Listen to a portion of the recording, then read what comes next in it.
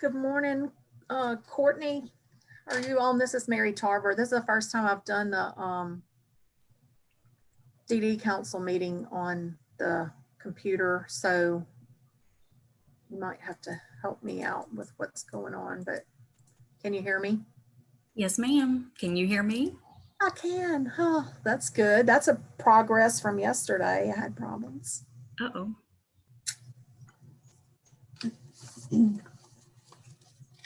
Committee members, if you have joined us, please share your screen, start your video so that we can see your face so that you may be counted towards quorum. Thank you. Do we need to do a like some kind of roll call to know that they're here, or what should we do? Yes, ma'am. We do have to do roll call for attendance. Okay. All right. Do you want to start that? Do I do it? What happens? Hello. Okay, I can do that. I think we've still got some people joining us though, so. Okay. Y'all can hear me? Yes, ma'am. Thank you. Yes. Hey. Hey. Hi, Miss Lindsay Aber. Your caption is actually running in the chat. Can you change that to run on the screen that's being shared? Thank you.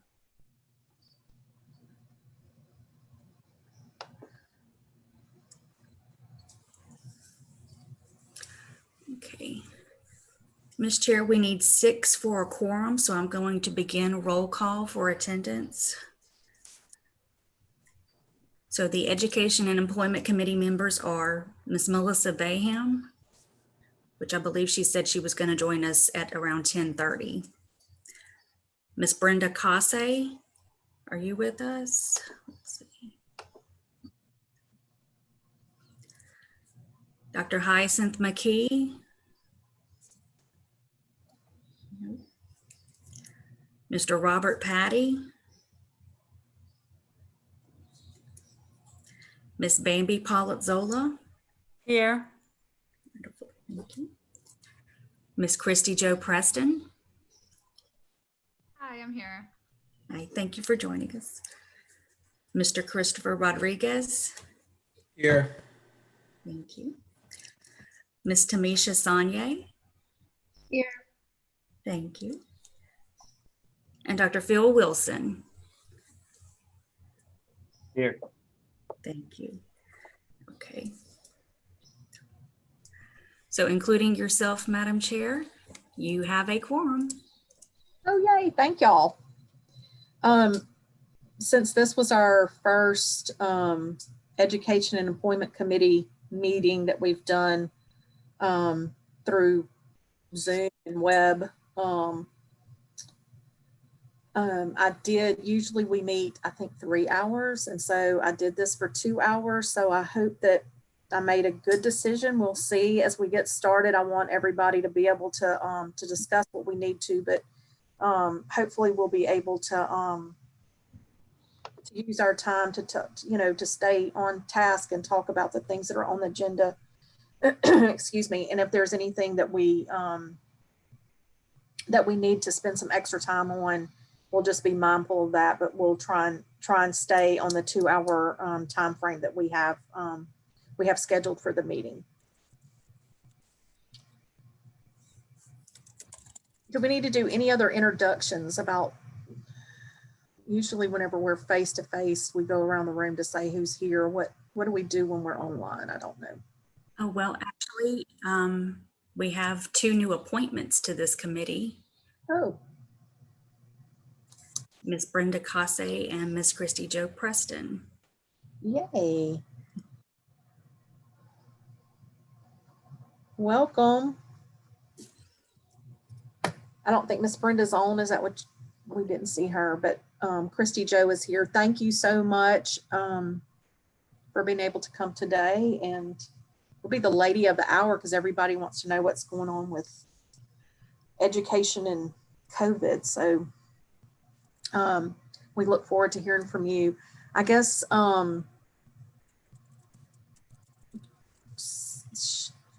I don't know if we have employment first, but I know Melissa's not on here.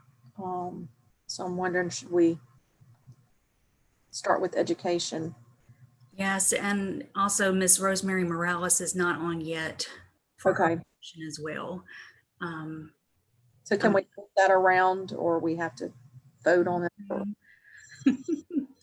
what? Tell me.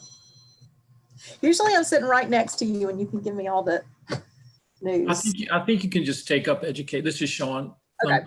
I think you can just take up education as long as nobody. Okay. I'm sorry. All right. So is that okay with everybody? We'll just do education. Education first. Christy Joe, is that okay with you? Yeah, definitely. Oh, yay. Hello, how are you? Good. Thank you guys so much for, for letting me join the ranks. And also just to be able to take some time today to speak about education of students with disabilities, both in the COVID-19 space and now as we're still in the COVID-19 space, but as we're transitioning from last school year into reopening, I really appreciate the time. What I'd like to do is to talk to you about a few things. First is going to be some of the BESI policy that was adopted yesterday on minimum safety standards. And then if I could, in a few moments, if I could get the screen shared with me, I can take you guys through a lot of the guidance and resource documents that we produced in response to the initial COVID-19 outbreak, and then talk you through the process that we're going to be going through as we transition to reopening, and where we're going to update those resources and provide new guidance and information to address emerging needs. Would that be okay, Mary? I muted myself because yes, that's great. Courtney, would we be able to do the screen sharing thing? I'm not sure how all that works, but hopefully we can do that. Yeah, Haley's working on it. Oh, good. Okay, thanks. Christy Joe, you should be able to share your screen after Haley. But she says everyone should be able to share their screen. So you're set up. Awesome. Thank you so much, Sean. That's helpful. Let me just go in. Well, you know what I can do is just talk for a minute about oops, am I still here? Okay, hold on. No, I'm having tech issues. Okay, there we go. Okay. Talk just for a moment about the BESI policy that passed yesterday. I think this is a critical update for this group, legislature, to create minimum safety standards for school reopening. As that policy was being developed, we heard a lot from the field, both from special education directors, but also from families and folks in the advocacy community, about making sure that the needs of students with disabilities would be met by student and related services as we move into school reopening. And of course, that's the case. IDA is still in full effect. There have been no waivers to any rights or requirements in IDA. And so both the right and obligation to continue services remains. And so we included a sort of note to that, and then also provided for some flexibility, particularly in when students are in static groups, to make sure that service providers would still have access to students with disabilities if they're in the classroom, or that students with disabilities could continue to receive services through, like, say, for example, like a pull-out model, or if there's a therapy that occurs outside the classroom, that sort of thing. So that was included there, and the prompt there is for school systems to plan for that so that services can be continued. I think there's another element that was included in there where there's a specific provision that allows an exemption for essential workers or essential providers to enter school and daycare facilities so that they can provide services. Amongst that list was things like we call it like class observation providers, which are relevant in the early childhood space, but also providers of special education and related services, because we wanted to make sure both that they had access to the school facility building, but also to daycare buildings and private schools so that services can continue for kids. And so that was included in there. And then the Kristen, third. I'm so sorry to interrupt. Can we get you to turn your volume up? I'm so sorry. Some people are having difficulty with hearing. Thank you. I apologize for about that. Maybe they could turn the volume up on their end. I don't know how to turn a mic volume up. I might try that. I mean, I can turn my volume up, but it just turns up my volume. I don't know how you turn up a mic volume, unless someone knows how to do that. And then I will talk a little louder first. Usually I'm asked to talk a little bit quieter because I tend to be loud, but I'll try to go in the opposite direction. The third that might help.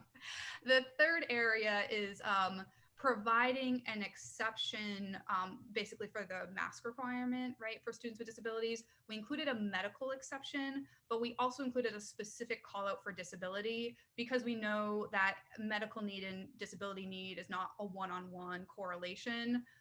For example, students who have like sensory issues, you know, that there is some flexibility there as well. And so all that was included. It was all approved by Bessie, and I think provides at least the foundation for how we can move forward and making sure we're both providing educational services, but also special education and related services for students with disabilities, regardless of whether it's a virtual, in-person, or hybrid approach that folks are taking.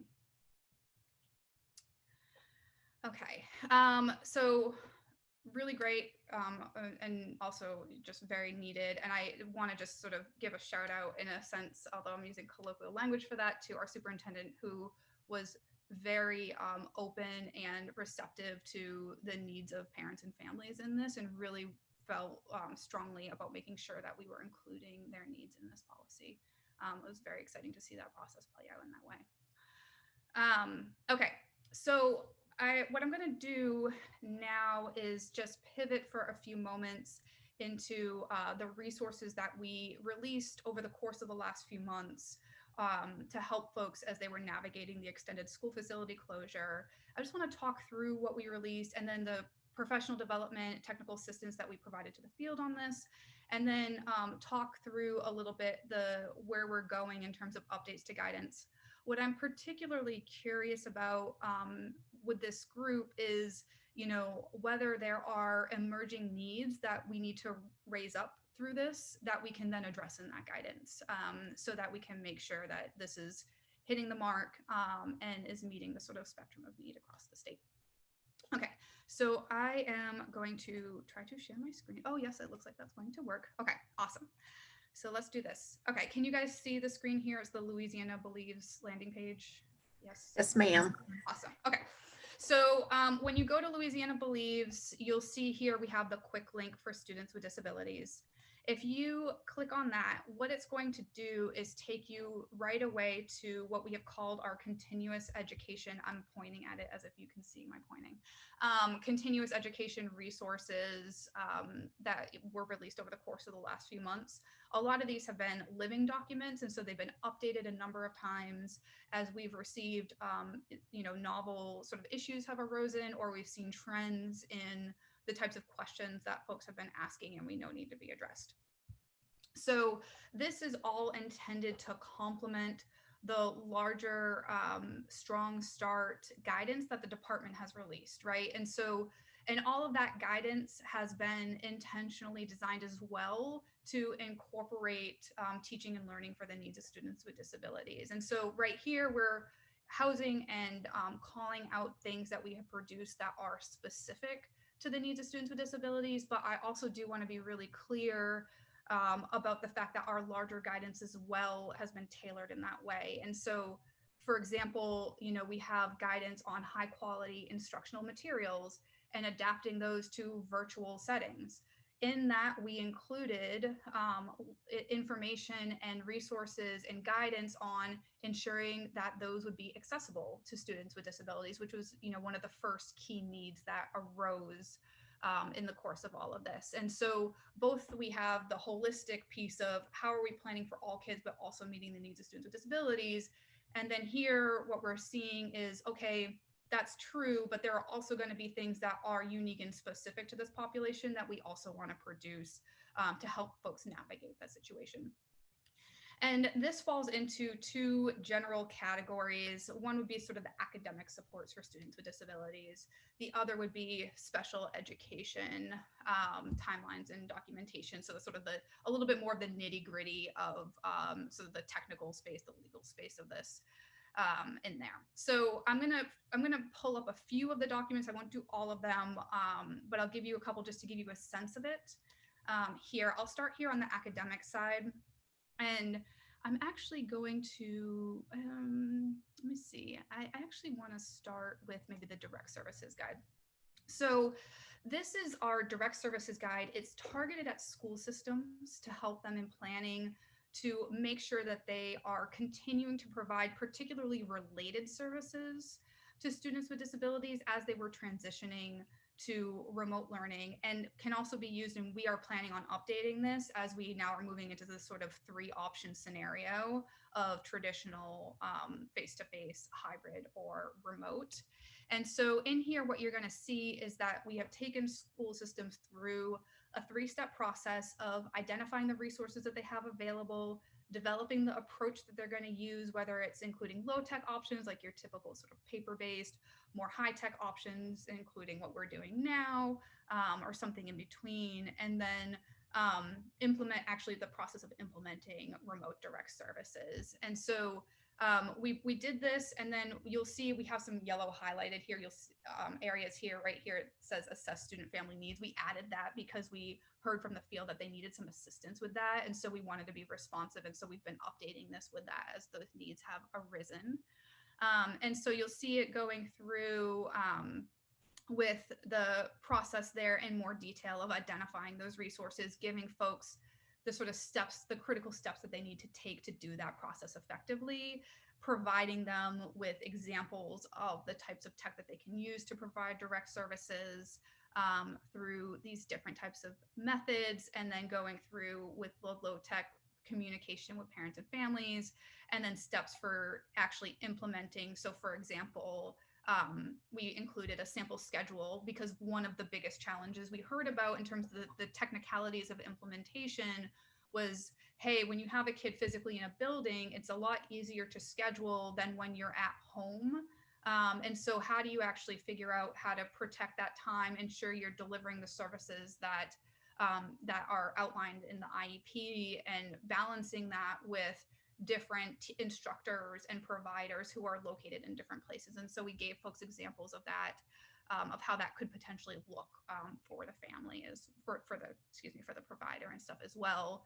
And we also made some effort here to talk about student engagement in this process, because we know that the way that you actually engage and bring a kid into this type of service is going to look different than it would in a traditional face-to-face, where you can, you have a lot more sort of physical cues than you'll have over online ones. And then we also, a lot of our professional organizations have done just a tremendous amount of work to help providers transition to different types of instructional delivery, such as virtual learning. And those organizations develop guidance as well. And so we link that for folks who have specific expertise so that they can understand that more as well there. And so this has been, I think, we've had just a number of these documents that I think have been really impactful in the field. This is definitely one of them. We've supported school systems in doing this through a series of work groups and then one-on-one technical assistance, and also with some of the associations here in Louisiana. And it's been a very helpful process through that. And I want to sort of make a nod to the ingenuity that we've just seen in the field here, as particularly from, related service providers who are in schools doing the work every day of like coming up with very creative solutions for how they can support kids regardless of the situation that they're in terms of the instructional delivery model, which has been very, at times when we're in the midst of this and you're sort of bogged down in all of it, it's sort of is definitely inspiring to see that play out. So that's been one of the key ones there. And then another one I'm going to highlight for you guys a little bit is our guidance for supporting students with significant cognitive disabilities, right? And I think, to acknowledge like upfront that this is going to be one of the hardest populations to serve effectively through virtual learning, right? And so that doesn't mean it's not possible to some extent, but I don't think we're doing ourselves any service if we say that it is as well. It's not easy for anyone, but to say that like you're going to do the same thing that you would do for a typical general education student that you would do for this population of folks and expect the same outcome. And so this one has been really exciting. I think in a similar way to the direct services here, it goes through a similar process of identifying resources, planning for instruction, and then delivering the lessons and monitoring the progress here. And so it talks about the special education teacher's role in identifying resources, the instructional model, resources at home, ways to plan for instruction, going through a process of looking at the IEP goals, connecting that to lesson objectives, and then assessment measures, lesson activities and targeted skills in there, and then how you can actually ways to effectively deliver those lessons, and then monitor progress as the student goes out. In this one, I think also included a sample schedule here as well, the steps with specific examples of what that can look like.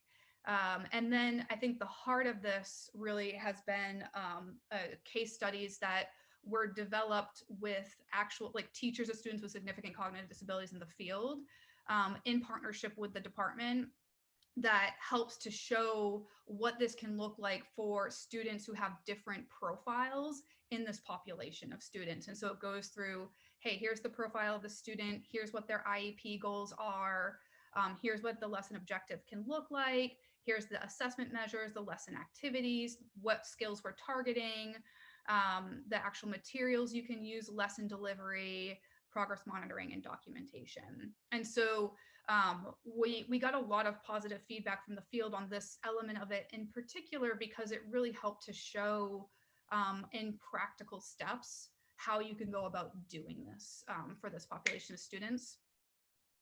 Similar to what we did with direct services, we also had a series of webinars and professional development specifically for educators of students with disabilities, although we also had a number of special education directors and systems level people involved in that so that they could effectively support these teachers, where they came together and we actually even highlighted the work that a number of our LEAs are doing implementing this in real time. And so they actually like showed step by step, like with actual students, how they made it work, how they were troubleshooting, how they were engaging families, how they were addressing functional skills, all of that stuff, which was just, I mean, incredibly powerful to see.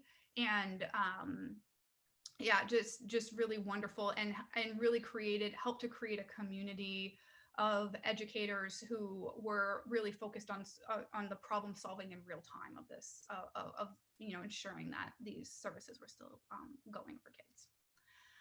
So really excited. This is another one like the direct services guide. We're taking a look at this now and thinking through, as we're switching to reopening, as we're in this space, of virtual, in-person, and hybrid, what adjustments do we need to make here to continue to support educators of students with significant disabilities? And I'm really curious, we'll open up for certainly feedback, but if folks have ideas on that, would really be very interested in hearing that and learning from you guys as well in that. Okay. So that's another big one. And then I would like to bring up maybe one more, although if you see another one on here and you want to discuss it, I'm happy to do that too. This one is going to be the Strong Start Compensatory Services Guidance. So I don't know if you guys have been following the news at all, but the Lens actually did an article on this a little bit more than a week ago, I think, highlighting this work and the sort of call to action to ensure that we know that everybody's doing their best to continue to provide services. The reality is that there will be educational impact on kids, and so we can't sort of pretend that we're in a space where because we're sort of trying our best here, that means that it is being done with full efficacy, right? That there will be instances where there will be an educational impact on kids. There will be regression or skill loss. And if that happens, we have an obligation and students have a right to receive additional services to make up for that loss. And so what this compensatory service guidance does is through sort of FAQ style approach is to help school systems understand the steps that they need to take to do this. And this isn't something that we have just put out to say, hey, do this and good luck. First of all, I think, not every state has done this. Many have taken different approaches.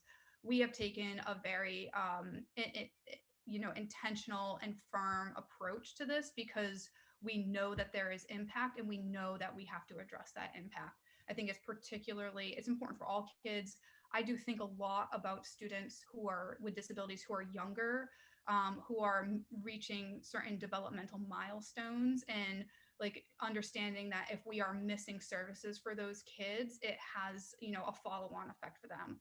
Similar for students who are about to graduate or transition out, if there was an impact on those services, that is going to have a real impact on their post-secondary opportunities and their transition to living. And so to independent living, I should say. And so like knowing that we have to call these things out and make sure that we're addressing. And so we've actually taken the stance, and we put this in the Strong Start application, that every school system that was going to receive incentive funds provided an assurance to us that they would conduct a compensatory service review on every student with a disability and begin to provide those services as early as over the summer up to the first month of school in the 2020-2021 school year. And so similar to the other ones, we've done a lot of professional development and technical assistance on this in the field. Everything from helping people to identify funding sources to helping them understand, what they can do in terms of data reviews, to help to be able to assess this effectively, to how you document this and on the IEP, all of that sort of stuff. And so that's another critical area. And this is another area that we're going to continue both to monitor and evolve. This one, like some of the other ones, you'll see the highlighted yellow areas there, has been a living document. As more questions have come in, we've added those in here and provided additional guidance and support on that as well. I'm not going to say that I think, this isn't something that I don't think we can say, oh, we put it out there and that's the end. We know that there's going to be sort of continued engagement here to push this.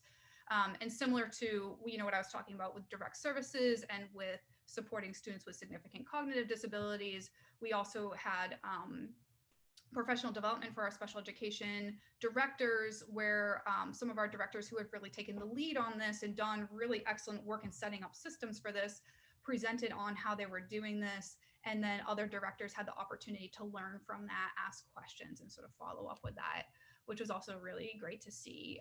It's one thing to put out guidance. I think it's oftentimes, it sort of levels up the level of impact when folks can see it in action from their peers across the state. Okay, that's a lot of talking there, but I would encourage you to go in here, take a look if you haven't already, and, happy to answer any questions on this. I think as we transition now, what we're in the course of doing is, now that Bessie has adopted policy, now that the department has issued the reopening guidance, we're going back into these to scrub them and say, okay, what are the changes, that updates we know need to happen here? And then what else do we need to produce to meet emerging needs? I'll say that one of the things, like we know we're going to update, for example, the support for students with significant cognitive disabilities. We know we're going to update the direct services guide. We are planning to provide some additional resources for families as they are navigating reopening, right? There's lots of questions coming up about what this means for their kids, and we want to make sure in the most parent-friendly language that we can help them to navigate that process effectively there. And so I'm going to just pause there and see what questions you have, what feedback you have, and I think most importantly, where you think, where do we need to be focusing our attention so we're meeting the needs of kids across our state.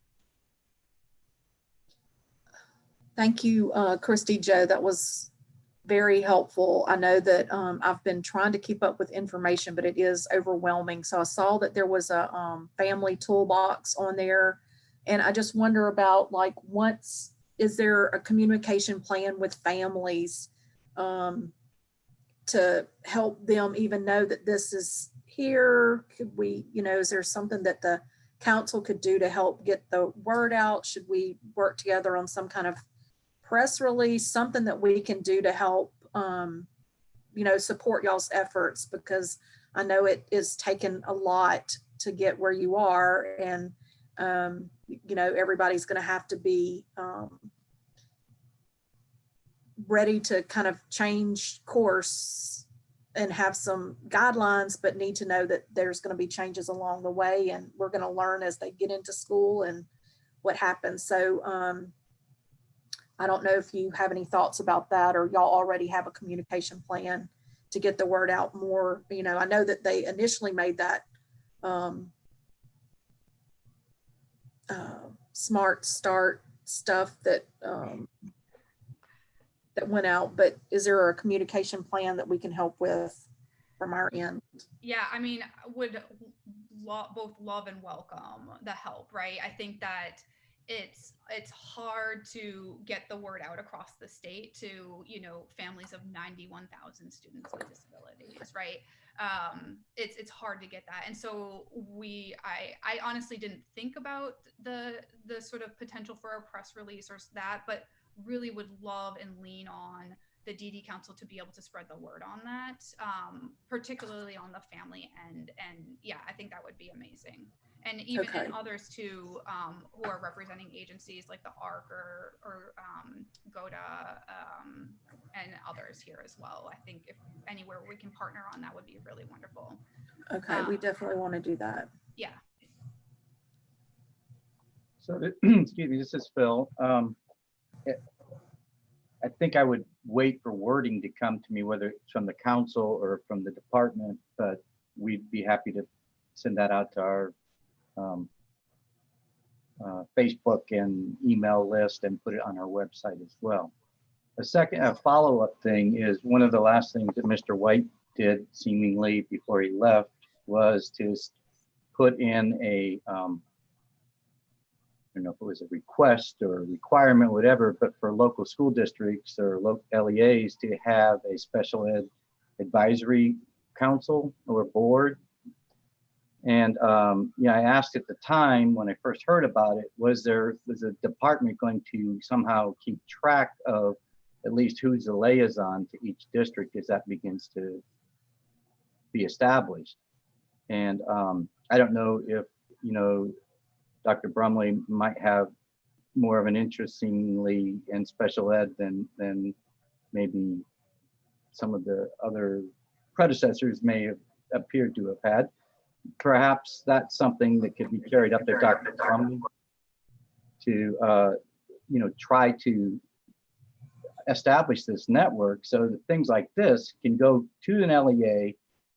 They're going to, if there's an advisory group there, they're going to see that as part of their essential mission within their school community, versus, we put it out on Facebook or we send it out from the DD Council or here or there, but that's people far away in many cases. So that's just a question / recommendation, I guess. Yeah, that's a great point, Phil. And I think there's, I'm curious about the ways to make that happen. I think one way is about communications with SPED directors, who are typically the folks who are running point on those in the districts. We obviously can't mandate what's on their agendas, but we can make them aware that these resources are there and prompt that connection to the advisory council.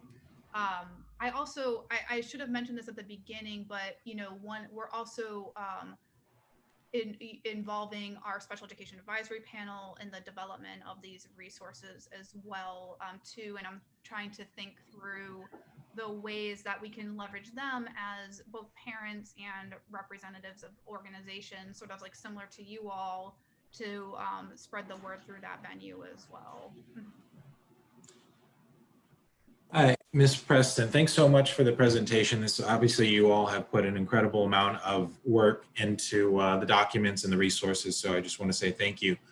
So I guess, you know, and I'm definitely not a special education expert. In fact, on this committee, I'm a little more on the employment side, but from the limited amount of information that I kind of know about special education, obviously so much depends on the IEP. The IEP is the document that allows certain types of supports and services to be provided in an individualistic way to the individual with the disabilities so that they can obviously have a free and appropriate public education, meet those guidelines. And until that document is really solidified and agreed upon by both parties, in many circumstances, the service or the support or the way that it is delivered is not obligated upon the school district or the school providing those services. So I guess my question is, provided this is such an unusual circumstance, I would imagine there will need to be significant amendments to an abundance of IEPs. Would that be fair to say? That we would expect to see a lot of IEP edits or revisions as a result of this posture? Is that the question, or is there another sort of point? Because I want to hear the whole thing before I respond. So, okay, so I'll go. So if there is an expectation that there's going to be an abundance of IEPs that need to be reevaluated in light of perhaps virtual learning or certain accommodations that would need to be made to allow a child to feel safe that has a disability that perhaps leaves them more vulnerable to COVID-19, then how do we get that process started now? To what extent has that process been started in March? And to what extent can we get that moving? So in my mind, I think of until the IEP is agreed upon, there isn't necessarily an obligation of the school to provide those services to the individual. So the sooner we can get the IEPs, which can be an extremely complicated, complex situation, done, the sooner we can start not only trying out new things with these students, but evaluating what is working and what is not working. So what is the process, or are there any attempts to, I wouldn't say hasten the IEP process, but certainly get it started so that folks can hit the ground running in terms of providing the supports and services, the individualized supports and services to the students with disabilities, as opposed to on day one, schools, not open, but school commences in whatever capacity it does, and then you start the process, and the child really is just out there hanging for months until the IEP, of which an abundance of IEPs probably have to be negotiated, are done. Gotcha. That's helpful. And it's a really good question, Chris. So I want to sort of maybe use an example to sort of play this out a little bit. The IEP, like, and you're right about that, codifies the special education related services that must be provided to the kid in order to receive a free and appropriate education in the least restrictive environment, right? That's the most succinct way to say something that's like very complicated, right? Yeah. And just one second, I'm so sorry. I think it might be your the microphone, but I'm having a really hard time hearing you as compared to others. Oh man, I have my volume up at 100. Yeah. Okay. I'm gonna try to talk louder again. So sorry, thank you. I think you're right in that the IEP is what codifies the special education and related services that are required and obligated to be provided to the student for free and appropriate education in the least restrictive environment, right? So the question here is, as we went through the extended school facility closure, as we're now pivoting to school reopening, those services must still be provided. And so if you use an example of that, right, the IEP team has decided that a student needs speech services 30 minutes twice a week, that still needs to be provided, right? And so regardless of the setting or the method of instructional delivery, which is the terms the feds were using for this, right? If that method of instructional delivery is in person or it's virtual, or now as we think about hybrid, you still have to provide those services. Now, the question then becomes, did you provide those services, right? Are you monitoring progress to make sure that they're progressing towards the IEP goal? If the answer is yes, that's great. If the answer is no, then we shift to a question of whether compensatory services need to be provided and or whether the IEP team needs to be reconvened to discuss like what can be done there. Like those are really the mechanisms for that. And so we do anticipate, and we have seen from what we're hearing from districts, that there are more IEP, meetings that are happening as folks make adjustments for school reopening. But the foundation there of the right and obligation to provide what's codified in the IEP remains, right? Fundamentally is there. And so we aren't, and correct me if I'm misunderstanding, like there's no hold on services, right? Until the IEP team meets, the services continue. It's a matter of if they call a meeting to make adjustments based on the circumstances of the IEP. Right. So I understand, and just for a point of clarification, when we use the term school openings, we're talking about education resuming in some fashion, or are we talking about schools opening? So the terminology is like school reopening, right? And we know that if you are and the feds were very clear about this in the guidance that came out in March, when this was really sort of hitting at scale, is that if you are providing educational services to general education students, you have to provide special education and related services to students with disabilities. There's no sort of opt out for that. The only time when services can cease is if everything is shut down and no one is doing anything for anyone. And I think, when we saw how things were playing out in the spring, when the school facility closure happened, there was, initial folks being school systems took very different tacks to all of that. Some of them shut down completely and didn't provide services to anyone.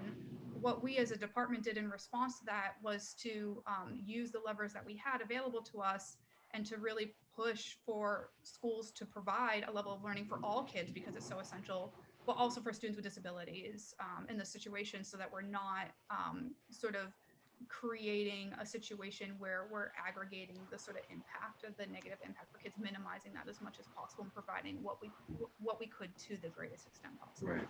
So I guess, in light of the answer to the question, it's disheartening to see, I mean, I understand where they're coming from, but there's so many different education related entities and advocacy groups that are advocating to loosen the rules, regulations, obligations of school to provide IDEA supports and services, because, as you said, that the school and people who currently have an IEP have made an agreement with the educators that X, Y, and Z needs to be provided. They made it under the assumption of having certain types of resources available to them to be able to agree to provide those, from what I understand.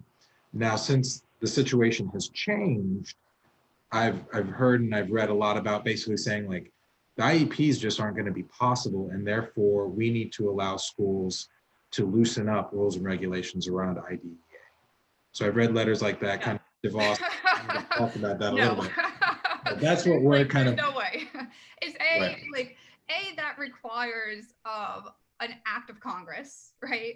And the sort of flow, and I think I'm actually really glad you brought this up, Chris, because I've heard a lot of like fears and anxieties around that from folks, and I really want to like emphasize that I totally understand like where that comes from, but that is not the case, right? And so the way this is sort of played out is that you would have to like IDA is a federal law, and so to make an exemption or a waiver of that has to come through congressional action.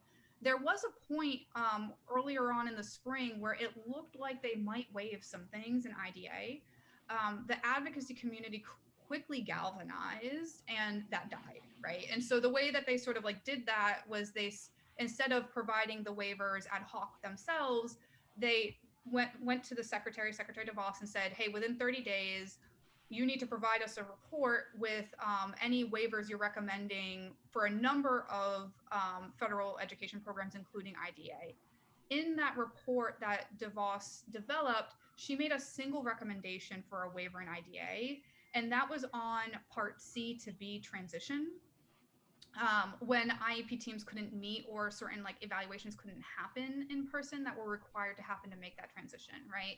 And so the intent there was to be able to continue to provide services.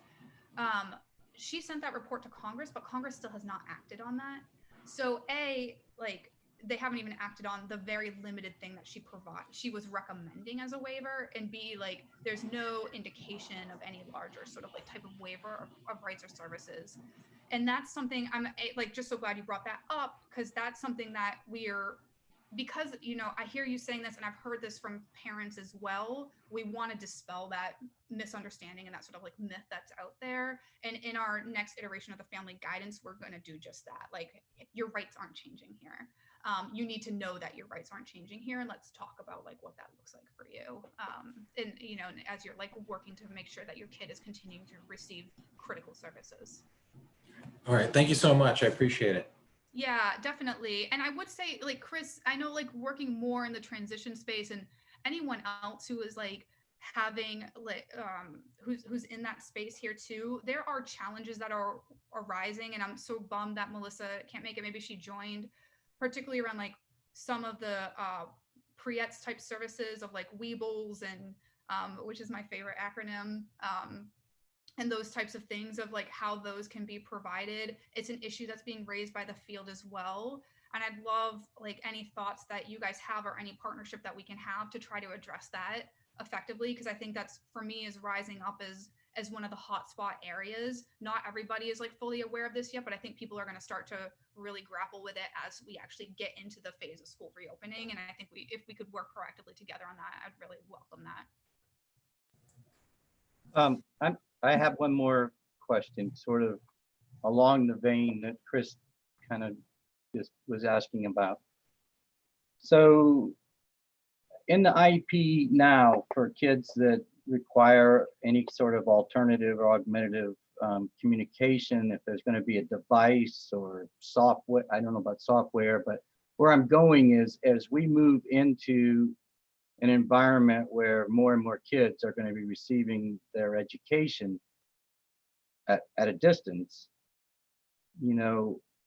my understanding of the way that the rules have been promulgated, or the law or whatever here in Louisiana, is in order to have equipment provided to a child for their education, the IEP team has to mark that little box on the IEP that says, this is required. So as I'm thinking about, particularly families who, as we know, poverty and disability are linked, and we know, so we're going to have a high proportion of kids with disabilities who are poor or come from families who are poor. If we're trying to do distance type education, and they've got the old, 286, 2 drive, computer as big as your washing machine or whatever, it's going to be crappy education for them. So I realize I'm opening up sort of a financial Pandora's box kind of potentially, but has any thought gone into how do we sort of level that playing field? And I certainly don't have any ideas, but I'm concerned about those kids who probably may end up needing to do their education from a distance. But as far as the academic part of it, you may not really have equal access. So that's you can take it from there. Yeah, Phil, that's a great question. And I agree that that's a real issue, right? So I think it disproportionately affects students with disabilities. It affects all students, right? And I think, Bambi can probably speak to this a bit as well. Both the governor's office and the department have committed to providing as much funding as possible to ensure one-to-one device. That includes device needs for students with disabilities, right? And so we have tens of millions of dollars going to this. We also, in the Strong Start 2020 application, which included incentive funding opportunities, we had 25 million, roughly thereabouts, in funding at the state level that we could give for specific priorities. One of the few priorities that made the cut was assistive technology, including AAC for students with disabilities. And so we made that available to all parishes as well when they were putting in their applications. So both the governor's funding, the specific call out and the incentive funding for that. And then we also included in the funding guidance for school systems who are receiving the CARES Act formula funds. I think it's called ESERF. Don't ask me to like name that whole thing. I was like, I'm limited at my acronyms on this one. Was, you know, with the formula funds had full allowability for IDA expenses, including these. So both comp services and assistive technology was also available to that. I think though that doesn't mean, you know, I mean, we've got money. Does it meet full need? We're still trying to figure, like, we're doing surveys and things like that to sort of see where gaps remain. I think more work needs to be done there. I think particularly for students with disabilities where you would often have device sharing at the school system, right? Like now if a school student is at home, you're gonna need, like where you would have had one to meet the need, now you're gonna need multiple to meet the need. I've heard of parishes even sending keyboards home, like all sorts of things there.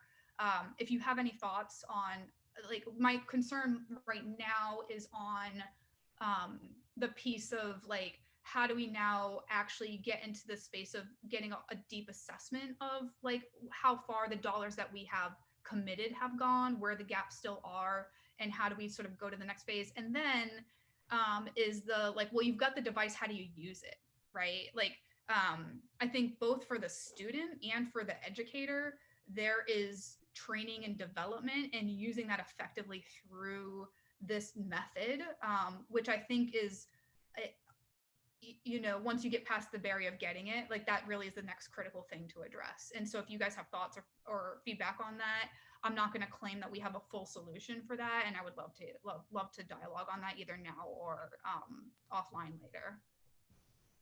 Thank you, Christy Jo. Well, I know we have some other questions and you are providing such valuable information, but if there's things like that, like you're saying, that would be a great way to, like, y'all continue to have the discussion offline or, you know, so that we can give everybody a chance to ask questions if they still have some. And we know we're not gonna get all the answers that we want today. This is the first step in our group, and appreciate all the information that you've been able to provide so far. So I know that we do have some questions that have been put in the chat. And then I would ask that as y'all are wanting to ask questions, if you can put the chat or raise your hand so that we can kind of see, so that we can kind of go through the list of people who have questions. So Courtney, could you read the questions that we have? Yes, ma'am. And Miss Tamisha Sonye's hand is raised. Sorry, see, you're gonna have to tell me when the hand's raised. Tamisha, let's, you're a committee member, let's let you go first. Yes, ma'am. My question was to Ms. Preston.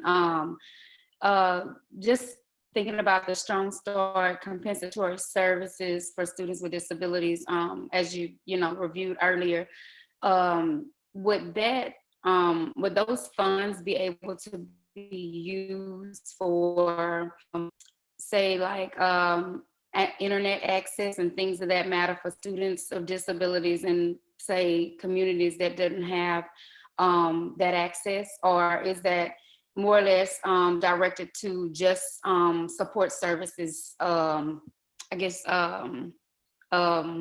support services for the student, as in, providing the extra services in that manner? Because several students with disabilities in significant areas in Louisiana are rural, on top of the fact that they have disabilities, and access is a big issue.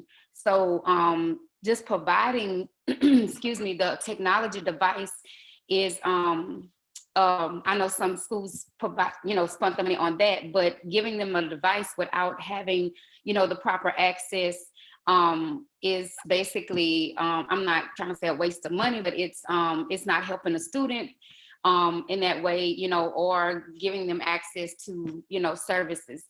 So would those compensatory services be able to be used in that manner, or is it, for just certain services?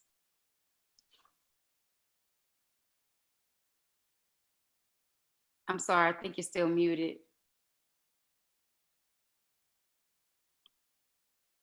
I do that all the time.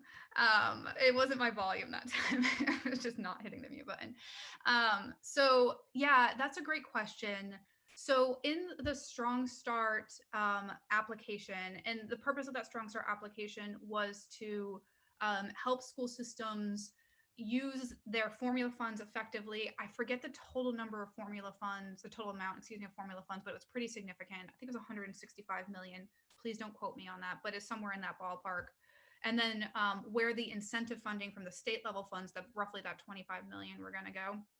And one, I named the priority around assistive technology like the AAC in there as an area where, in addition to how they could program formula funds, they could also receive additional incentive funds for that specific area. One of the other key areas or key priorities is specifically what you're calling out, right? Which is internet access to both device procurement and internet access. There's a definite and to that there. I think, I'm trying to remember the exact number, but it's still a significant amount of students and including students with disabilities who don't have reliable internet access. It is particularly affects our rural parishes. There was, I think, a lot of ingenuity that was happening over the spring with like people making buses hotspots and giving MiFis to students and all of that sort of stuff to make that work. That's not a permanent solution, right? And so there's funding there specifically for that. And the goal there is that access is happening for all kids. I'm not going to say we're there yet. We're not there yet, but this is something that is an absolute priority of the superintendent. I know is a priority of the governor and others as well as we work to that. And so, yeah, there's definitely funding there for that need there. I don't know, like there's not, I wish I could give you a sort of like we've made it to across the finish line answer there. There's still work to do on that, but we're using the levers that we have, working with community on this to make that happen to the goal that we have, which is 100% connectivity. One other quick question: Has the Louisiana Department of Education done any surveys of these families at the schools to see exactly the amount of students individually, particularly those with disabilities, that would have struggle with access in that case, for us to have a number, a figure? Yeah, and that's the one I was trying to recall off the top of my head. I think Dr. Brimley cited that yesterday at Bessie. I'm just having a recall issue on that, but yeah, that's happening. And we're also, we're following up with surveys as we move into school reopening as well to get an updated sense of this as funds are going out, as purchases are happening as well, so we can keep sort of our finger to that issue. Thank you. Thank y'all. Okay, Courtney, any messages or questions that we need to read from the public? Yes, ma'am. From Miss Kathleen Canino. What about parishes who are not providing any therapy services since school has been out? What should these parents do? They have already contacted the school. From Miss Melinda Elliott. Oh, can we do it one by one? Because I won't remember them all. Sorry. Okay, that's a problem, right? If that's the case, let me just fall back again and say, like, if a student has therapy services defined in their IEP, that needs to be continuing, right? If there's some adjustment that needs to be made, the IEP team needs to get together to make that adjustment, right? There can't be a unilateral decision to end or pause therapy services for students with disabilities, right? The sole exception to that would be if, like I mentioned earlier, if everything shut down and there was just no school operations happening whatsoever in any setting, right? So if that's the case, could you please email specialeducation@la.gov and we'll follow up with you and with the district on that. I'll put that in the chat box, so you have that. And that's like, I think just a general rule of thumb. You know, we do typically encourage folks to reach out to the school system first, right? Because the challenge is we don't fix it at the department, right? Like we don't provide the therapy service, that sort of thing. We go and to the district and we try to liaise and mediate that when that issue arises. But if you have reached out to the school system, you're not getting anywhere. I mean, this is this is a legal right, you know, and so we'll work with you on that to get to the right outcome for your kid. Thank you. From Miss Melinda Elliott. Unfortunately, many of the parents I work with are still in the discussion with the school systems about devices and internet.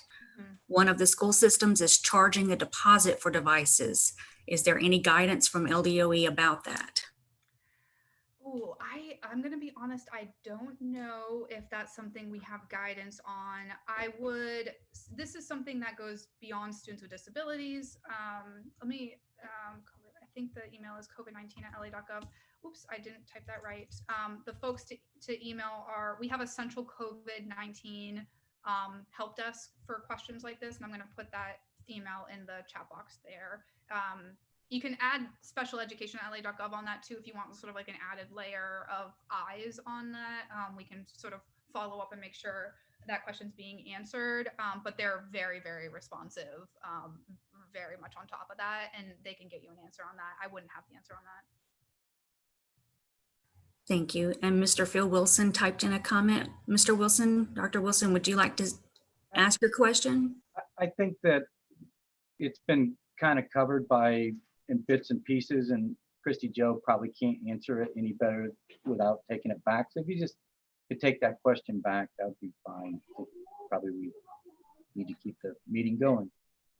If that lingers though, Phil, we can connect anytime. Yeah. Ms. Karonda Corley has some comments and she also has her hand raised.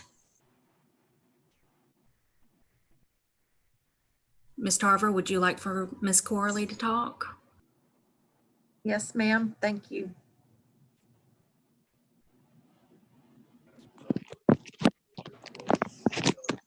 Great morning, everyone. Great morning, Madam Chair. I have several questions for Ms. Preston with LDOE because I actually attended Bessie meeting yesterday, and I was very, very disgruntled, to say the least, as far as in that 30-something page PowerPoint that they presented, and they only had one page that actually addressed people with disabilities, and it spoke about related services. However, no related services are being provided, including instructional educational minutes for those in the special school district. So that's one thing that I know that is not happening. We also know that they received more than $60,000 in the ESSER money that has already been used on cameras around the facility, not addressing anything dealing with the instructional educational minutes, which are all covered under IDEA. So that's, again, another federal violation, because that ESSER money was supposed to be used for services. But have we actually considered what related services are going to look like? And when I say related services, I'm not just talking about therapy, because we do know that health, our medical, is also a related service. That's why we have health plans attached to our IEPs. Have you considered what that's going to look like, especially when we know that we actually have a real low amount of individuals that work in the medical profession?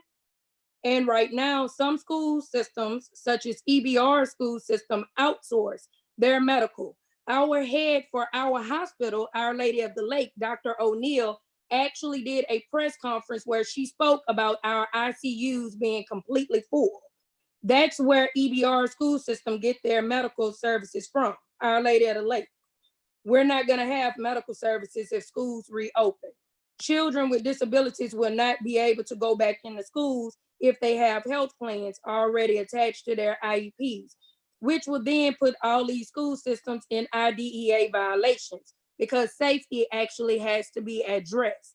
Medical is a safety. So I'm asking, how exactly is LDOE, even when y'all presented 3 doctors yesterday at Bessie, and one of those doctors stated, it's not a matter of if your child will receive COVID if they re-enter into the brick and mortar building, it's a matter of when. So how exactly are you planning on addressing testing, multiple testing? How are y'all gonna address mainstreaming when mainstreaming is, again, federally covered under IDEA? Mainstreaming, our children in special ed go into regular education classes. So y'all have to take that into consideration. Mr. Rodriguez, I'm making your job a little easier today. Also, how are y'all gonna address child-specific paraprofessionals? Some of our children have that required in their IEPs. Again, that would be another IDEA violation for LDOE. LDOE sometimes, for some reason, just really don't understand that you are the governing authority over all of these local LEAs. And so it's so many questions that I have about that, but I'm really trying to figure out, are y'all really and truly aware of what is covered under IDEA and how y'all will actually implement any of that 30-page PowerPoint when you only had 1 page that actually spoke to children with disabilities? Christy Joe, you can, that was a whole, that was a whole lot of information to take in all at once. Not all that's going to be answered today for sure, but I will let Christy Joe respond.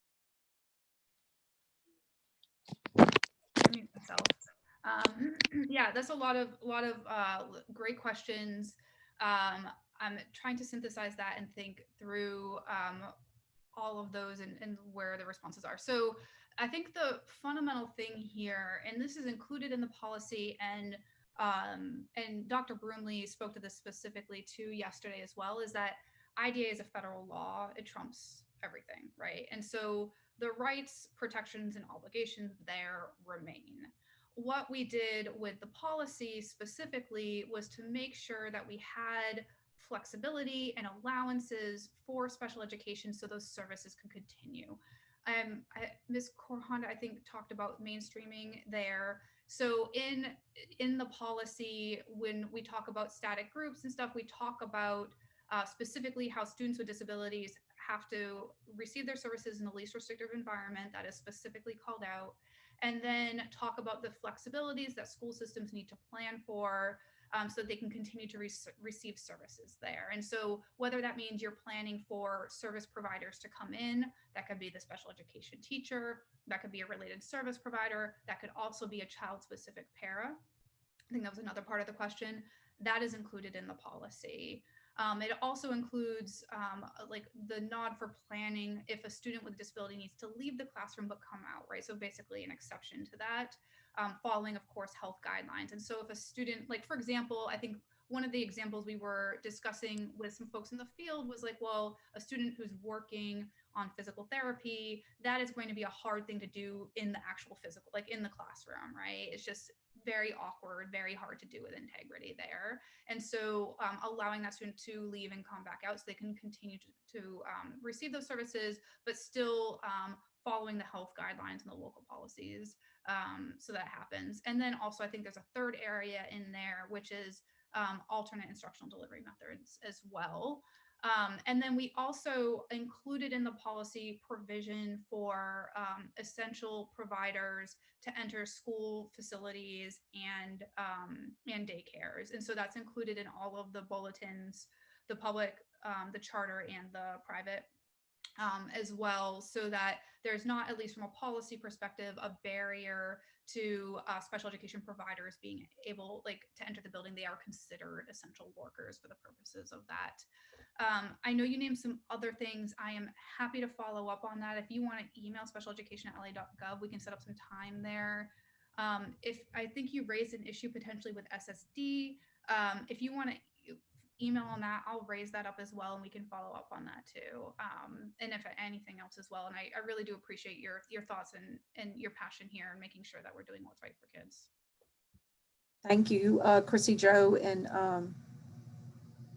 Ms. Karanda. We would ask for you to follow up with her with that special education email, and we will also from the DD Council, I'll ask the staff to help us to get that information out on our website too, to help parents so that that gives them a great avenue to ask specific questions, because I can imagine y'all get several a day.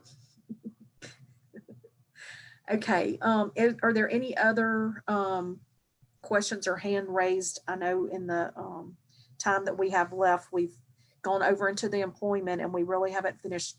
I know there's one thing that we needed to vote on for education. So I just wanted to throw that out there.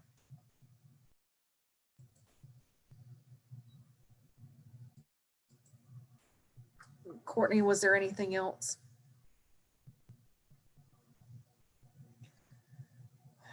Okay. No further comments and no hands raised. Thank y'all. So would you like to continue with education or begin the employment? Yeah, was there some, we needed to, I see on the agenda, there was a, something that we needed to have a vote on. Well, I was going to just give an update on the Post-Secondary Inclusive Education Alliance initiative. Okay. Dr. Jerlinda Beckers with Southeast Louisiana University, who has the contract for that initiative, was able to conduct a public forum in North Louisiana, where she invited all universities and had LSUA and Grambling attend and begin the process for developing post-secondary inclusive education programs at both of those institutions. I know that they've already started a needs assessment, and I believe LSUA has actually already started planning for this program to be implemented for the fall of 2021. So the ball is rolling for those universities in North Louisiana. Unfortunately, due to the COVID pandemic, the South Louisiana Forum had to be canceled. So that is the update for that initiative. The update for the Inclusive Childcare Project, there was, I'm sorry, hold on just a moment.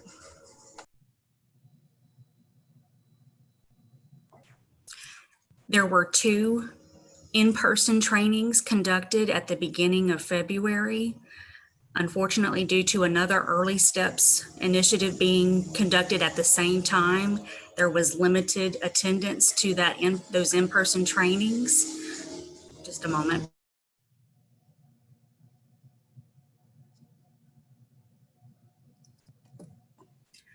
And also due to the COVID pandemic, the in-person coaching sessions had to be canceled because of that. So I've got data on the attendance for the Baton Rouge, New Orleans, Covington, Lafayette, and Shreveport in-person trainings.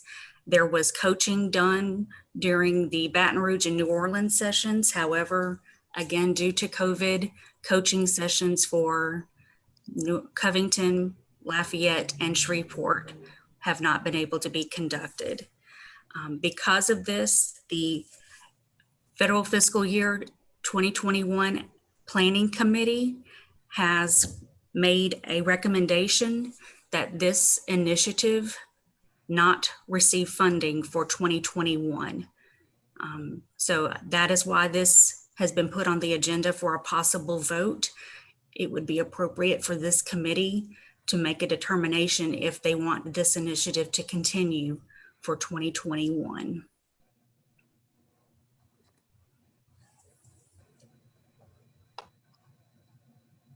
Well, this is Phil. I think that we're in a world that we all have to work differently. I don't think we're in a world where we all should just stop doing the things that need to be done.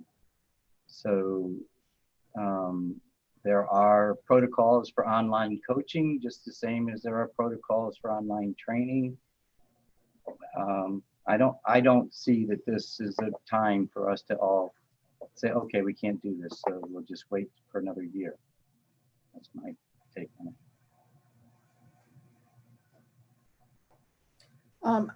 If I remember right, I think that they were having trouble even before COVID with this initiative, and that may have been one of the things that with the planning committee that was discussed.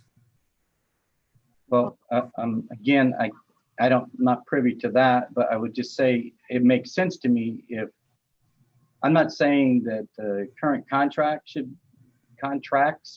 whatever it is, that maybe needs to be revised to reflect a different approach or different timelines, different deliverables. But to say we're not going to address an issue that's been identified by the council as an important issue, or we wouldn't have funded it to begin with, I don't think this is the time to say, okay, so it's not important anymore, or it'll be important next year. I don't think probably whatever was initially proposed probably isn't the way to go. I don't know exactly what was initially in the contract. And so maybe letting the contract out again to be, or whatever it is, to be, a better proposal if people weren't able to do the things that they proposed to do when the world was different. Does that make sense? So that's my thoughts. Okay, so if Courtney, is that right? If the EE committee wants to have this put back into the bucket for our planning committee, that we would have to have a motion for this to be reconsidered? Yes, ma'am, because as of right now, there have not been any funds obligated for this initiative. So that would require taking funds away from other initiatives that have been proposed by the 2021 Planning Committee. Okay, so I will just say that if there's somebody who wants to make a motion that this is put back on with an amount, then we can see where that goes. If we don't get a motion, then we will not be reporting back any information. I guess this won't be put back on the agenda with the planning committee. Just have just a point of clarity. Maybe somebody can help, probably maybe one of the DD staff members. What exactly is the relationship between, let's say, this committee and the planning committee in terms of decision making? I feel as though, like, because I was on the planning committee as well, and we talked about a number of different issues and then presumably made determinations, and correct me if I'm wrong, if the next year certain things are going to be funded. And then almost we have the exact same conversation in our various committees, and then can either overturn or reject or agree with the planning committee. Like, I don't understand. The great question, Chris. And I wish this would have been clarified better in the self-determination community inclusion meeting last week, because the same confusion occurred there. The planning, I'm going to differentiate the roles and responsibilities of the planning committee versus the standing committees. And I'll start with the standing committees. Y'all provide oversight over existing projects and projects that are slated to happen. Not to, well, that may involve whether y'all might make a recommendation to stop an initiative or activity if something's really going awry. But the planning committee made recommendations. If there's any recommendation to amend that, it would be very inappropriate for another committee to then make a motion on another committee's motion. That would just add so much confusion to everything. So what we're seeking is just y'all direction for activities. Like, y'all have a plan right now that runs through September 30th. And some of those activities will continue next year, some won't. And I'll just speak to last week's meeting. Even the ones that are moving forward, this, any activity or initiative that's in the FY21 plan, this committee will have to have oversight and provide guidance on what y'all expectations are and giving us that insight so that we're moving in the direction that y'all agree to. The planning committee merely states, this is sort of the activity, this is an amount for it, or this is an advocacy area that is being proposed. With all of those underneath, say, education, employment, which are in the last two goal areas of the plan, is y'all then have to see how those are implemented or give us guidance and an oversight. So does that help clarify those two things? Yeah, so let me try and sum that up, and correct me if I'm wrong, Sean. So the planning committee would say, like, we believe this should be a priority. This project A is what the DD Council is going to focus on, and here's how much money we're going to dedicate it to. And we're going to assign it to one of the subcommittees to basically give direction on oversight and implementation of a program that has already been decided will exist. Is that correct? Except the planning committee doesn't assign y'all any responsibility, y'all. That is already established in the council bylaws. This committee already has authority and responsibility over all initiatives and activities in those goal areas. Okay, I see. Yeah. Yeah. Can I ask a clarify? I'm sorry, Chris. Just for me, I didn't participate in the planning committee. I couldn't. I had multiple conflicts every time Courtney or somebody tried to schedule it. Like, yeah, that won't work either. So, I don't know what the planning committee recommended, or, so it's hard when I see this and it's like, okay, here's two things about education that have been funded in the past and are currently about to expire funding wise unless renewed. I'm not understanding that a planning committee has taken that group off of their plan for next year. So that's where my comment probably maybe was a little misaligned, because I thought this committee was just determining, are we going to continue with something that is already in place? So having said that, if I knew the items and saw that this particular, the early childcare, inclusive childcare had been removed by the planning committee, it would probably, then I would understand that another body has already kind of laid the groundwork for, let's focus on something different. So, right. And so the planning committee did vote to not continue funding this. And then I'll just speak to, because LSU had a proposal, HCC had a proposal that staff misunderstood to be a continuation of this, because it was fairly similar price and similar target populations, et cetera. But it was actually different, just so y'all know that. But I mean, the issue with like the early steps intervention is a lot of these places were closed down. So you can say they should figure out how to provide the support, but a lot of it was like going on site and providing on-site training and stuff. So whether during the pandemic, like when people were not having schools open at different times, I know that's changing now, it was difficult to achieve some of these, I think is part of the message that Courtney was sharing. Okay, I just want to come back to, it's not about the specific at this point. I now understand that the planning committee removed this. But what else is that something that can be shared, not right this moment, but during this meeting when the staff had just. Yes, sir. I'm sorry, Phil. Okay, that'd be great.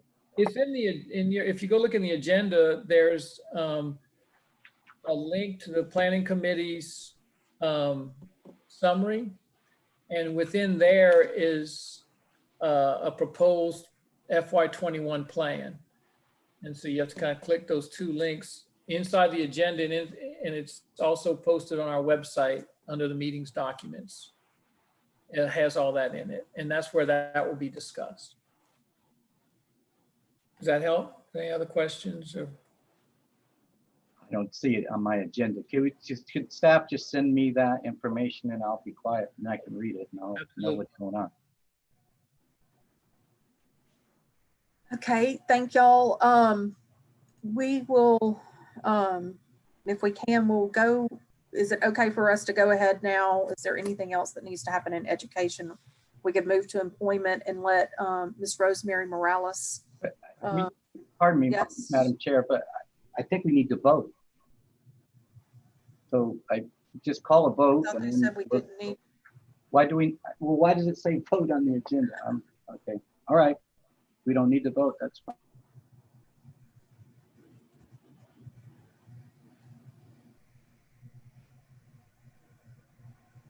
Okay, so if we need to, we'll come back to that. We're going to let Ms. Rosemary Morales from OCDD give us an update on the training sessions that they had been working on. Hi there. How are y'all this morning? Good.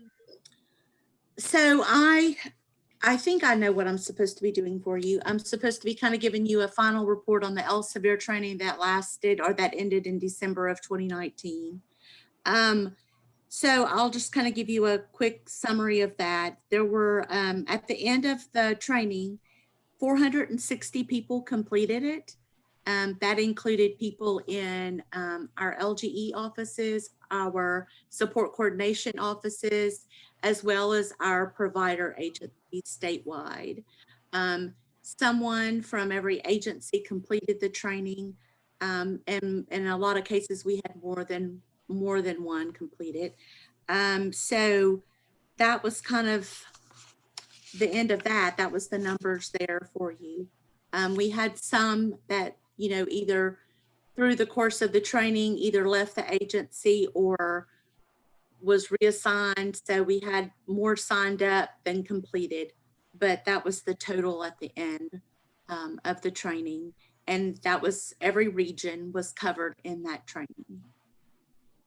So do you have specific questions that you want me to try and answer, or? So, you know, this training was designed, or I guess the purpose of it was to kind of get everybody on the same page and moving forward in the employment initiative. So I think it was a very good training. I participated in the training. I found that it had a lot of good information. It was very easy to participate in because it was online. So you could do it, you know, at your, you know, at your leisure, if you will, or when you had free time. So it was very functional in that aspect, and it worked for a lot of people. The sessions were, you know, smaller sessions. Sometimes one topic was broken up into multiple sessions. So they were designed to be about 45, 50 minutes, no longer than an hour. And so it was a lot of good information. It dealt with individuals with felons and individuals with mental health, individuals with different types of needs. It dealt with networking. It was a very good training as far as that goes. Lots of good information, very up-to-date information. So it was, you know, I felt that it was a good training. We're still working, you know, to bring our individuals and our agencies along with employment. I'm not sure if any of you joined our training session yesterday with the State Employment Leadership Network, but we had a session where they revealed our final report when they were back here, when they came into our state last year at the end of the year. And today we have another session at noon that's designed and geared toward families and individuals. And it's going to be the same, you know, presentation, but geared more towards our families and individuals. We are still moving along in employment. Everything, of course, has been halted because of COVID. Our individuals are not attending any type of in-person sessions with anyone. The only people that are still out are people who are working either in individual jobs or people who are working as part of a mobile crew. We are still moving forward in redesigning our vocational or employment day service definitions. We have a group that is working to do that. And with that will come rate adjustments, but everything has kind of been at a halt. We've been dealing, with the COVID event. We've all been working to implement all those new changes and things that had to happen because of that. So if you have specific questions, I can try and answer those for you, or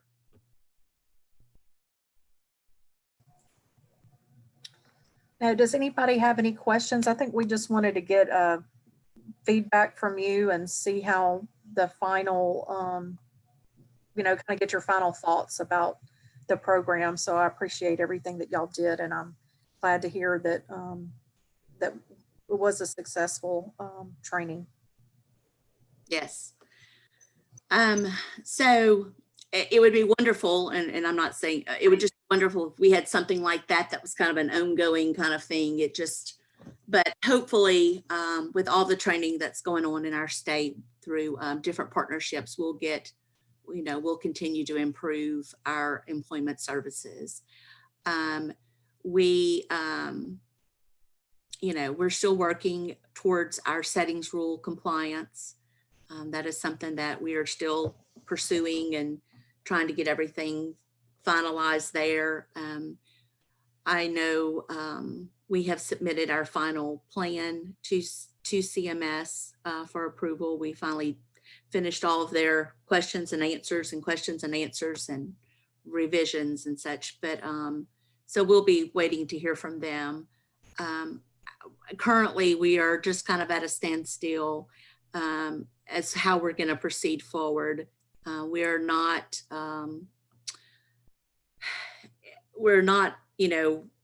ready to open up congregate settings in our state for services. So we're looking at implementing some virtual services. We're also looking at possibly doing small group community activities in groups of like 1 to 3, which is going to be one of our new service definitions for day habilitation, but trying to stay away from larger groups. But we're not to that point yet, but those are things that we're in the planning stage with. Good. Well, we appreciate the update today, and then just keep us posted on anything that you feel like would help us get the word out, help y'all get the word out of things that are going on too. Anytime. Thank you.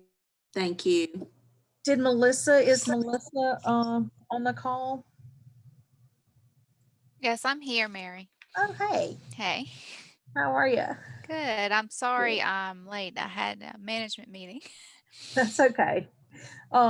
We moved the agenda around, so if you want to give us kind of an update on LRS and COVID. We've been talking a lot about COVID. We got a good update from Christy Joe, so we'll let you give us the lowdown on what's happening in your world.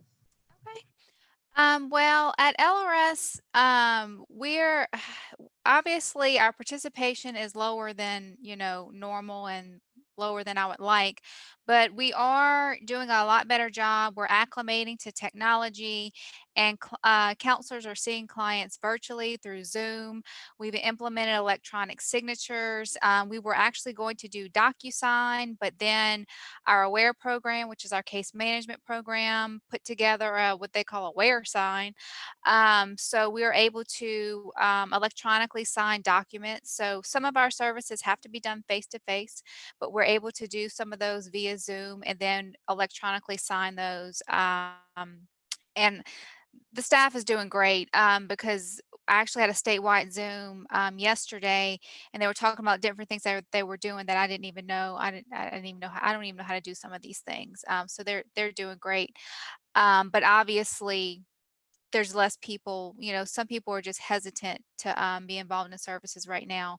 But our numbers do continue to go up. Obviously, at the height of COVID, they tanked. People weren't coming in. Sometime at one point, staff were not even working, but now those numbers continue to go up. So I think we are seeing improvements there. There is a major concern, and I caught the end of your presentation, Christy Joe. There is a concern with pre-eds. Obviously, the school districts that we have third-party cooperative arrangements, they hire their own transition specialists. So there's less a concern there because they'll just, as part of whatever their school plan is, whether it's, a hybrid, whatever the case may be, that's an employee of their school district, so they'll be able to incorporate that into their plans. But we have most of our schools, we have vendors who actually go into the school districts to provide most of those services, and that's my guess is going to be impossible. So we'll have to figure out.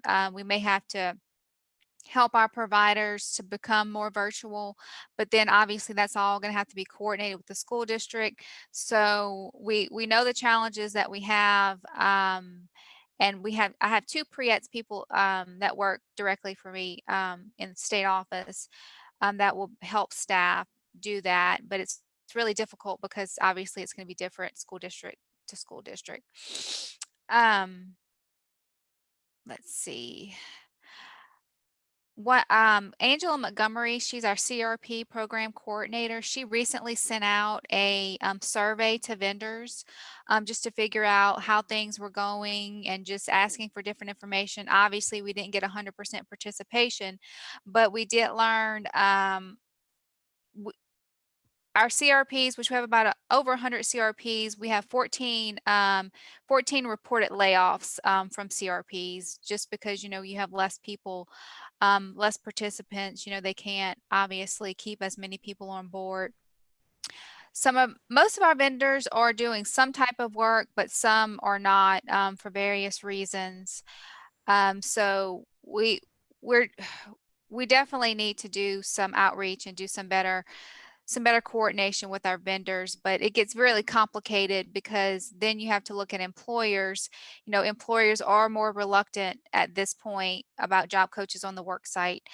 So that definitely is difficult with the support employment program. You can do some of these things virtually, but depending on the individual, they may need that one-on-one job coaching. So that's definitely a barrier that we have right now. There's demands in the food and the grocery industry, but most other industries, there's a lack of employment opportunities. And as you know, there's always a disproportionate as far as the amount of people employed with disabilities. So that's obviously hitting the disability population even more. We only had one, I'm sorry, I'm looking over my notes. We only had one vendor who permanently closed due to COVID that we are aware of. But that's it in a nutshell. Like I said, we're doing good considering what, I think we're all adjusting and trying to figure out, how to work. Some regions did better than others with the technology, but we're helping each other out, trying to make sure that we're improving services. I will let you know, I'll talk about this more in detail tomorrow if you have any questions. But we did adopt an emergency rule on July 10th, which expanded our financial need criteria, meaning for our cost services, which is generally college training related services, things like that. Generally, we look at 250% of the poverty guidelines, and if you're over that, we're not able to, you have to contribute to your cost of services, and we have expanded that to 500%. So that will allow us to be able to provide more services and training and things like that. So that's the exciting thing going on here, because as I should have mentioned at the beginning, as of right now, LRS was levelly funded in House Bill 1. So we did not sustain any budget cuts yet. I think we do have to reserve 10% of our state general funds, but we're in a good position between our budget carry forward funds. We have funds to spend. We also did make one other change to our procedures, something that was changed back when we were strapped for money. We changed our on-the-job training reimbursement rate to we just reimbursed the salary for 3 months. And we changed it back to what we did previously, which is 1.5 times the base salary for 3 months. So we have expanded the reimbursement rate for on-the-job training to hopefully increase employers' participation in that particular program. So we're trying to make changes as we can to make things easier and to, promote our services more. So if anyone has any questions, any topic that I didn't address that you'd like me to address, please just let me know. Ms. Bambi Polizzola has her hand raised. Hey, Bambi.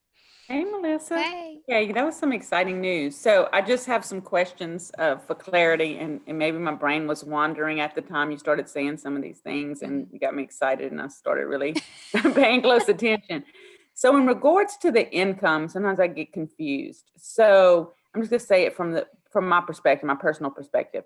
So like my son is 21, just graduated from high school. He would be able is my income looked at for him? How does that work? I'm always Yes, confused. because he's under the age of 24. Okay. However, and you don't need to tell everybody your business, but just for your knowledge, if he receives Social Security, then we don't look at your income. Okay. If he receives Social Security disability, we do not. Okay. And I was trying to pull up for y'all. I mean, I won't be able to share it with you, but I can kind of give you an example. I'm going to pull up the poverty guidelines.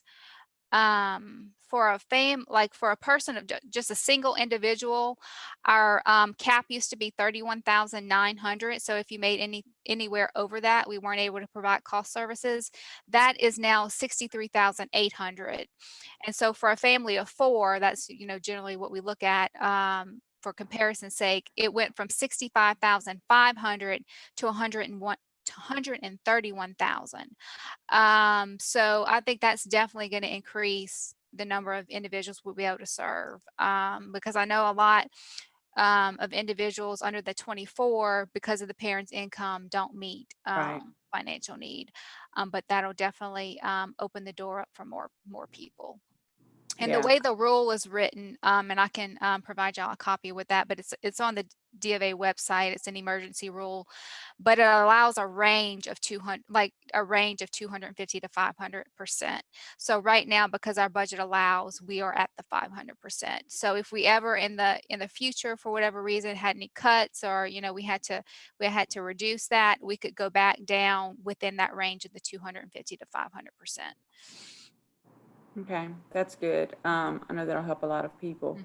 And then you talked about increasing the rates. Was that a rule change, or how did that occur? That's not a rule change. That's just in our procedures.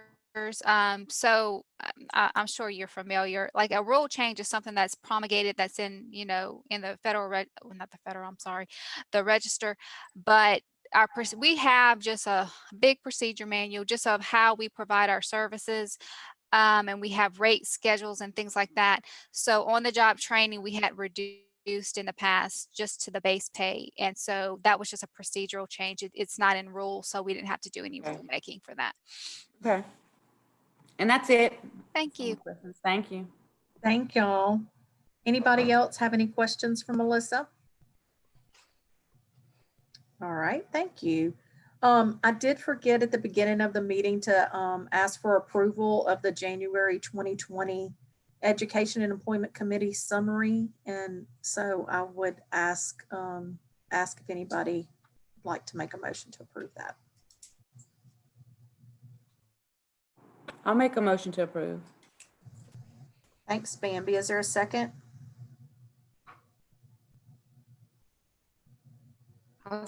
Second. Was that Melissa? Nope, that was Tanisha. Yeah. Hi. Thank you. Okay, anybody sustain? Oh, I forgot, because usually you gave me a cheat sheet. Any objections or Any abstentions? objections, that's right. Thank you, Courtney. Okay, hearing none, then we have approved our summary. Thank y'all. Okay, the next on the agenda is discussion about the building capacity of employment providers in the customized employment. Courtney, do you have an update on that? Yes, ma'am, I can provide an update on Okay. that. Thank you. There was a job development gateway, which is a 3-day intensive training session that was conducted in February. We had 22 participants in that. And at the end of that 3-day gateway, 14 people indicated that they were interested in completing all 3 components of customized employment. So just a refresher, customized employment entails discovery, job development, and systematic instruction. So we now have 2 people in this current class who have completed their discovery certification. They attended the job development gateway, and we're trying to see if we can get a few more people to go through the job development certification process. Our contract is with ARC of Louisiana, and we've been dealing with Mark Golden Associates to provide that training. So at the onset of COVID, they had to kind of realign how they were going to be implementing the certification process. So they are now going to be able to do that all virtually. So we're getting that started.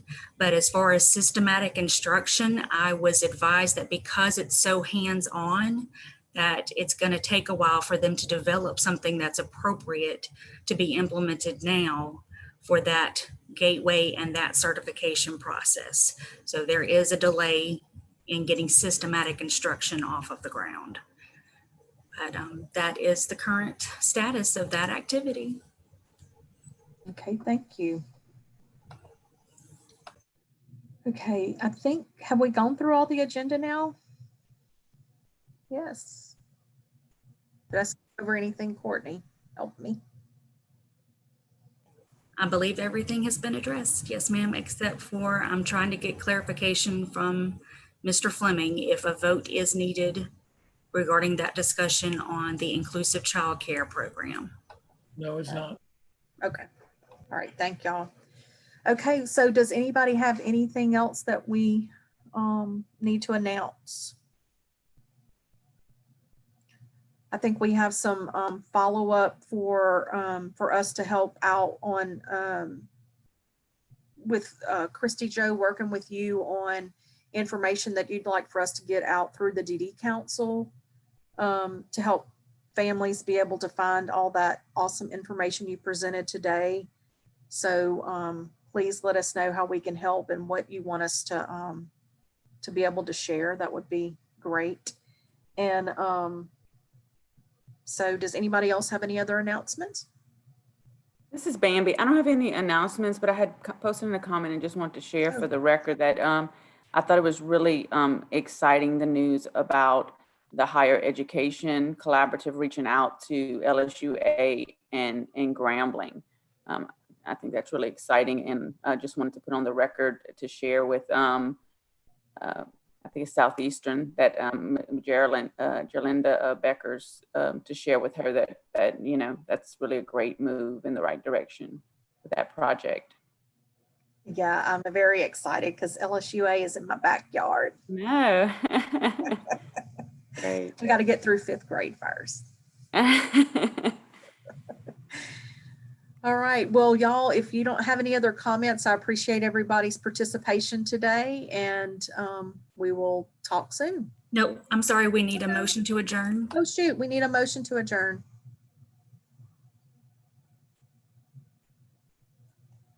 A motion. Thank you, Christy Joe. Anybody want a second? I'll second. Okay. We're good.